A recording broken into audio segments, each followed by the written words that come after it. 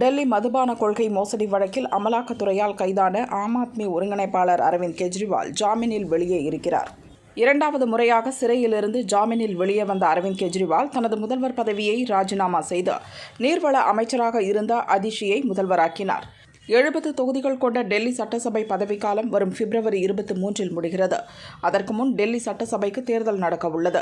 இந்த நிலையில் ஆம் ஆத்மி அரசுக்கு எதிராக ஊழல் குற்றப்பத்திரிகையை பாரதிய ஜனதா வெளியிட்டுள்ளது.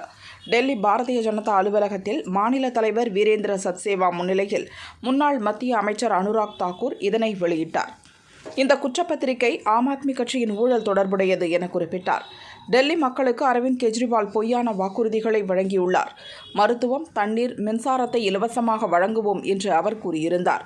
ஆனால் மக்கள் இன்னும் அந்த சேவைகளுக்கு பணம் செலுத்துகின்றனர். டெல்லியை ஊழலிலிருந்து விடுவிப்போம் என்று கூறினார்.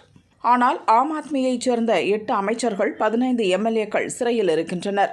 உலகின் மிகவும் மாசுபட்ட நகரங்களில் டெல்லி முதலிடத்தில் உள்ளது. இந்தியாவின் ஊழல் அமைச்சர்களில் அதிகம் பேர் டெல்லியில் இருக்கிறார்கள்.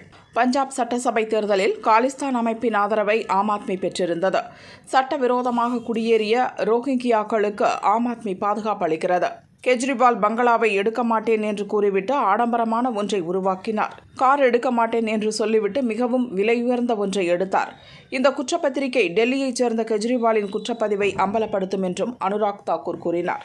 பாரதிய ஜனதா வெளியிட்ட குற்றப்பத்திரிகைக்கு ஆம் ஆத்மி ஒருங்கிணைப்பாளர் கெஜ்ரிவால் பதிலடி கொடுத்துள்ளார். மின்சாரம், தண்ணீர், பெண்கள் பயணம், மாநில உள்கட்டமைப்பில் ஆம் ஆத்மி செய்த பணிகளை எடுத்துரைத்த கெஜ்ரிவால் நகரின் சட்டம் ஒழுங்கு சீர்குலைந்ததற்காக பாரதிய ஜனதாவை விமர்சித்தார்.